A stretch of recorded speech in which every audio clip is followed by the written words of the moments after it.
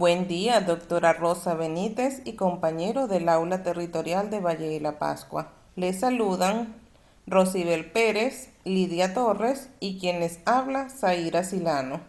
El día de hoy les hablaremos acerca de la narratividad desde la perspectiva de Friedrich Nietzsche, Martin Heidegger, Hans-Georg Gadamer, Paul Ricoeur y Paul Michael Foucault. Bienvenidos. Buenas tardes, estimada doctora y compañeros. Soy Rosibel Pérez. La temática a abordar es la hermenéutica filosófica, interpretación y comprensión planteada por Gadamer.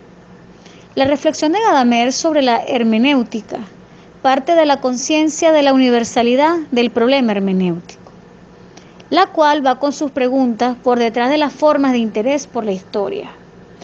Gadamer destaca que este problema se presenta inicialmente en toda experiencia vital, pero se manifiesta de una manera palmaria en el lenguaje. La constitución lingüística dentro de la experiencia del mundo está en condiciones de abarcar las relaciones vitales más extensas. Ahora bien, por medio de estas afirmaciones, Gadamer indica que nuestra relación con el mundo o con nuestros semejantes y con nosotros mismos está mediada por el lenguaje, tanto a nivel de la comprensión como de la expresión. Así el problema hermenéutico queda situado también de cara a lo que es la interpretación de los discursos. Para Gadamer, la interpretación es algo consustancial al ser humano, es la condición ontológica del ser humano. Gadamer parte de lo que es la exposición heideggeriana del haber previo como surgido de la experiencia, del existir mismo del ser. Ahí, para desarrollar lo que es una hermenéutica fundada en el descubrimiento de la preestructura de la comprensión. Es importante mencionar que el proceso de interpretación, Gadamer propone que el conocimiento de toda hermenéutica histórica debe hallarse, por lo tanto, en la resolución de la oposición abstracta entre lo que es la tradición histórica e investigación histórica, entre la historia y conocimiento de la misma. Ahora se presenta la postura de Nietzsche sobre el tejido de la voluntad de interpretación. En relación con Nietzsche, como anunciador de la disolución de la totalidad, quien va más allá de lo que es el historicismo y el positivismo.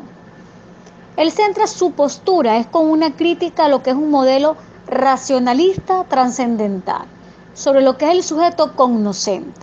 Dentro de su postura, él plantea que el interpretar ya no será escuchar un sentido transmitido por la historia, sino que es el manifiesto de una fuerza interpretativa como una voluntad de poder. Es decir, que la interpretación depende es del grado de poder que opera en su interior. Ahora bien, la interpretación para Nietzsche es el modelo de expresión fundamental de la voluntad de poder. Una voluntad de poder que subyace de la forma diversa de los discursos significantes. De la voluntad que viene del interpretante de una manera constante e infinita. Finalmente, el carácter figurativo de la hermenéutica en el pensamiento de Nietzsche es necesario disponer de una óptica particular que hace de un personaje, puede ser real, literario, histórico, filosófico o simbólico, o una figura de interpretación que no expone metafísicamente, la reanima simbólicamente. Esto inspirándole, ¿verdad?, un nuevo aire hermenéutico, lo que es la interpretación, y un nuevo ángulo para la comprensión del mismo. Martin Heidegger es considerado uno de los pensadores y filósofos más importantes del siglo XX. De origen alemán, su trabajo influyó sobre todo en la fenomenología y en la filosofía europea contemporánea. Ha tenido igualmente influencia más allá de esta. y sobre todo en campos como la arquitectura, la crítica literaria, la teología y las ciencias cognitivas. En sus comienzos, Heidegger fue discípulo de Edmund Husserl y estuvo inmerso en el proyecto fenomenológico de su maestro, y su interés se centró rápidamente en la pregunta por el sentido del ser. Más tarde, realizó una radicalización filosófica de la hermenéutica, concibiendo el lenguaje como autointerpretación del ser en la comprensión humana de uno mismo y del mundo. Con Heidegger confluyen fenomenología y hermenéutica, al ocuparse de la problemática del comprender humano como una estructura fundamental del Dasein. La narrativa puede entenderse como un modo básico de pensar, organizar el conocimiento y por ende la realidad, tomando en cuenta que las culturas se han venido configurando y expresando mediante la narrativa. Esto a su vez ha permitido otorgar la identidad a sus miembros. Para Heidegger, la fenomenología no es mera descripción de lo dado, también implica develar aquello que sirve para ocultar. Así la crítica heideggeriana es radical. Se centra en el concepto mismo de fenómeno, ya que la percepción de lo que se pretende percibir queda anclada en la certeza apodíctica de la conciencia. El filósofo descubre entonces que el concepto de conciencia se oculta la ontología griega. Entonces resta validez tanto al concepto de conciencia como a la función básica que desempeñaba en el idealismo trascendental. El relato mínimo que estructura el método fenomenológico es un relato de adquisición de la competencia y su expresión es la siguiente: yo soy. Este enunciado designa el estado final de la transformación existencial por la que el Dasein se apropia de sí mismo. El yo soy expresa lo que Heidegger llama la propiedad de la existencia. Cuando se habla del resultado de una modificación existencial del enunciado yo soy, presupone otro contrario: yo no soy yo mismo. Este designa el enunciado narrativo que está en el punto de partida de la transformación. Corresponde a lo que Heidegger denomina la impropiedad de la existencia.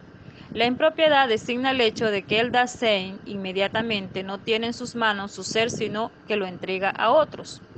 La estructura narrativa que relata el paso de la impropiedad a la propiedad no es sólo una modificación existencial, sino junto con ello narra la conquista de la competencia epistémica de la filosofía, pues al existir propiamente, el Dasein enuncia el yo soy, la transparencia de su propio ser.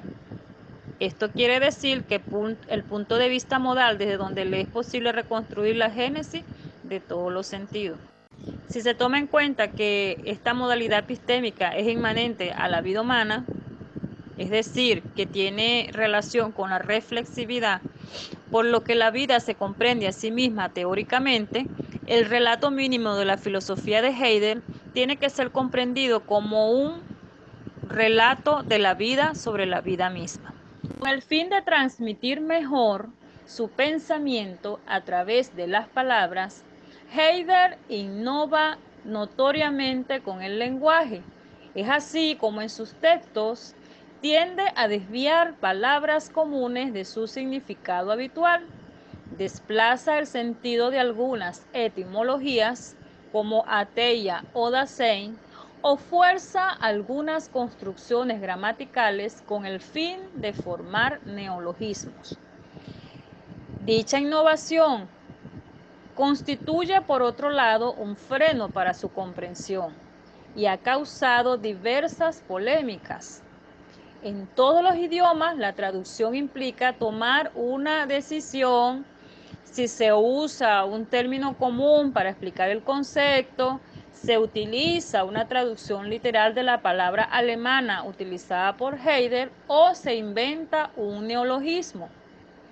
Sin embargo, a pesar de esta dificultad, las nuevas traducciones permiten hoy en día que lo que dice Heidegger pueda ser discutido y criticado sin que nadie se escude en la falta de comprensión o de conocimientos de los textos originales.